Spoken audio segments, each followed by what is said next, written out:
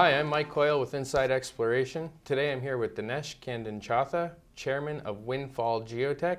Thanks for meeting up with us again. Yeah, thanks very much. Cheers. So you just recently rebranded the company. You want to explain what the thought process behind that was? Yeah, for sure. I joined the business back in May of 2019, and the whole essence of why I joined was so that we could begin the progression of, at the time, Albert Mining, from being a primarily mining and exploration company to a technology company. And the challenge with the name Albert Mining is, as what you would expect, you think mining. Mm-hmm. I want mining to be part of our business, not all of our business. And so that's why we did the rebranding. We recognize that the card system allows us to find a lot of things of value in the ground. And mineralization is just one of those things of value. Mm-hmm. And as I've mentioned before, we're also looking at things like unexploded ordnance, landmines, for example. Mm-hmm. And then there's other things that we're also looking at, beginning early experimentation around. So the rebranding of Windfall Geotek was to speak to the idea that we are a geotechnology company, mm-hmm. as opposed to a mining company. Now, I'd like to get into a little bit more about what you're branching out into, but before we do that, I want to talk a bit about some of the mining successes. So, you know, Noble Minerals is drilling into a really interesting nickel deposit. Playfair Mining has just done some MMI. Can you speak to that side of the business a little bit? Sure. The essence of cards is it's a proven technology. It's been proven for 15 years. I believe that the reason we didn't get the adoption that we perhaps could have was twofold. One was our business model didn't support the economic and capital environment around the mining sector, i.e. there's very little money right now in mining. Risk capital is very, very hard to find. So what that meant was companies lacked the ability to absorb a $200,000 or $300,000 licensing fee to use our technology, even though many geologists wanted to add digital exploration to their toolkit. So in May, we put together a group of committed investors, and we came up with a model that would allow us to take part in these projects. And that model has been proving itself out very well. One, we have seen over the summer and early fall, we've had a lot of press releases. You've mentioned a few of them. Folks are able to then use their capital, go out and verify our targets, and that's a key part. Cards can generate a target, but unless someone goes out and drills a hole, it's tough for us to close the loop and show that, you know what, this technology is actually a useful tool for a geologist. So that's what's been happening so far. We've been executing on the first phase of our business plan, and the first phase was to get Windfall to a state where we were able to prove out that cards targets are actually creating economically viable projects. Mm-hmm. And then phase two was to say, okay, with that machine running, next step is to then branch on beyond mining. So mining is going to be a core part of our business. It's what we know, it's what's proven out, and now we're starting to get the adoption. We're seeing a large pipeline moving forward into the new year as other junior mining companies see, hey, you know what, this can be a force multiplier for us. So yeah, that's the essence of what the mining work that we've done over the past summer has been tied to establishing market credibility. Mm-hmm. And as we do so, we'll see prices increase. And hopefully with that will come more capital, more risk capital coming into these companies, which will allow for higher profits. Now you said pipeline moving into the new year. So can we expect some more mining-oriented deals to be coming? Absolutely. The core of the business, Windfall's business, will remain mining, at least through 2019. We have had great initial success in some of these other markets we're looking at, but those are still early days. And so we need to create a cash flow positive, growing business based on what we know. And that's the current focus of execution. Michelle is working aggressively on that, just got back from Peru. We have additional projects that he's working on right now. Like, we have a lot of interest based on our business model. As we move forward, the business model will get tweaked. Once you have credibility, you can demand higher prices in the marketplace. So we've spent a lot of time over the course of this summer establishing credibility as we move forward into the end of this year and into the next mining season, what we're going to see is that credibility will buy us market power, which means we'll be able to charge higher prices, which means we'll be able to demand larger pieces of these projects, which is good for our Windfall Geotek shareholders and also great for our cash position. So you talked about branching into other sectors, and I think the market's pretty aware that you're looking at landmines. Yeah. Point of confusion for myself would be there's other companies out there that are doing landmine exploration, yeah. and it's a relatively large market. I think to find and recover and make it safe again, it was something to the tune of $7,500 per landmine. Yep. There's something like 110 million remnant landmines Yep. still in the ground today, so that puts you somewhere around 750 billion, but you would target all of that. How does your technology apply to this sector, and how is it different from the existing companies that are out there right now? Great question. Today, just like in the early days of mineral exploration, the solution for finding landmines is predominantly ground-based. So it's land-based surveys. There is very little technology out there that is aerial, and ground-based solutions are incredibly expensive.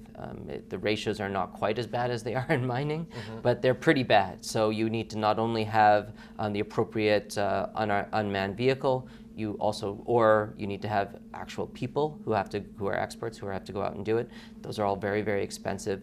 And as you've mentioned, some of the economics around unclearing a single device, very, very high. So it's our belief that our experience and the experience of the partners we select doing aerial surveys for mining will bring a fundamental change to how unexploded ordnance is handled in the military sector. The type of problems that are being solved in mining are similar in nature to the problems that are being solved in the military sector. If you look at companies like Uber, for example, what did Uber do to the taxi industry? Not that we're Uber, but what they did was they took a very simple business and technological model that was being used in a lot of other markets. Yep. In fact, it was basically a dating app, right? And then it said, okay, well, what if we apply that to, let's apply that to a mature industry that has not changed fundamentally in many, many years.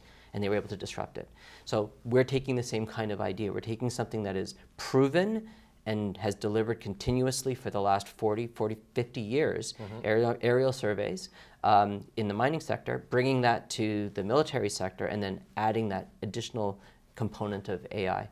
I think that's going to result in a couple of competitive advantages. The first is it'll be drastically cheaper than existing solutions that are out there. And so this means that military funding can be put to other uses.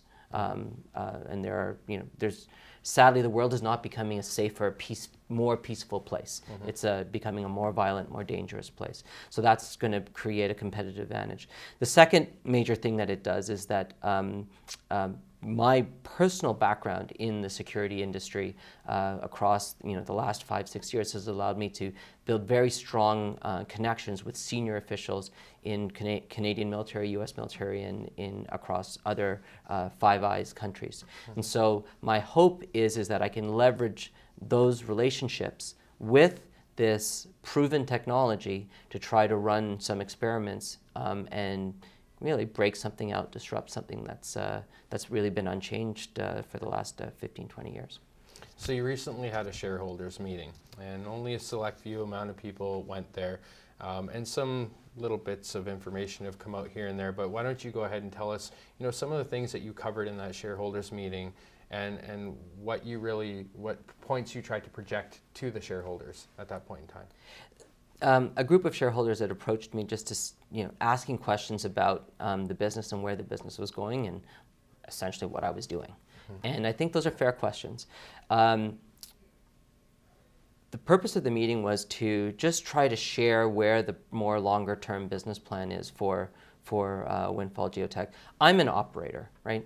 Though I understand capital markets and I really appreciate the support of retail investors, which are predominantly the investors in Windfall Geotek.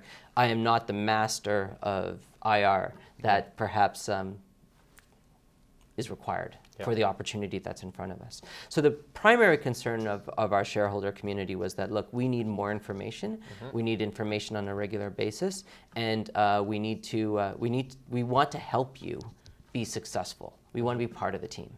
And I really appreciated that message. And so the first thing I did post that meeting was go out and allocate funds towards a IR firm, which we've just recently announced.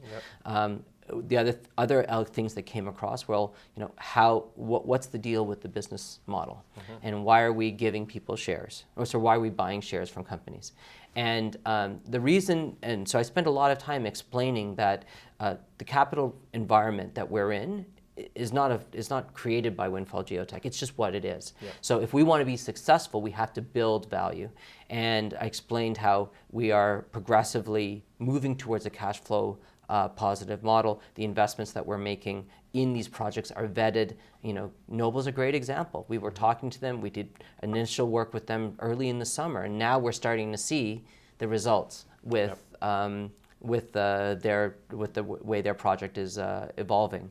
And we've done that kind of due diligence on our customers. So this isn't just, okay, let's go, grab a few $1,000s here or there. We're trying to build the business. So not only do we have strong credibility in the market through our revenue streams and our AI, but also a portfolio of projects that can create, disproportionate returns for our investors.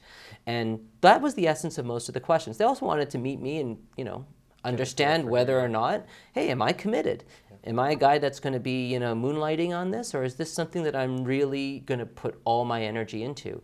And I hope I was able to satisfy that. I have a significant position in Windfall, and I continue to grow that position because I really believe not only in the technology but in the business plan that we're executing on. So you're doing a roadshow. It's common knowledge. Everybody's waiting for it. When is this roadshow starting, and what is your focus on this roadshow? Is this for mining, or is this for securities? Our plan is to work with our IR firm, which we've just hired on, to figure out the best way to get the story out to our investors, our current set of investors, and to get Windfall's story out to a new set of investors. Investors that are interested in the defense sector, i.e. military applications, investors that are interested in the AI machine learning technology sector, and those that are looking to have exposure to exploration projects.